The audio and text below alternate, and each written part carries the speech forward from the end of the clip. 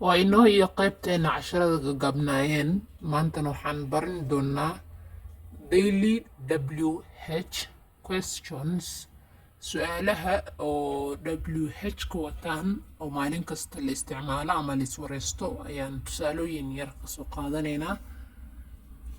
Tusaalaha koowaad, when can we eat? When can we eat?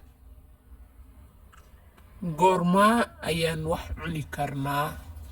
goormaa ayaan wax cuni karnaa? tusaalaheena labaad, why do you ask? Why do you ask? maxaad u weydiinaysaa? qof ayaa su-aal ku weydiiyey, why do you ask ayaa leedahay, maxaad u weydiinaysaa? tusaalaha saddexaad, why is he crying? Why is he crying? muxuu u oynayaa? muxuu u oynayaa? What is the time? What's the time? waa meeqo saac?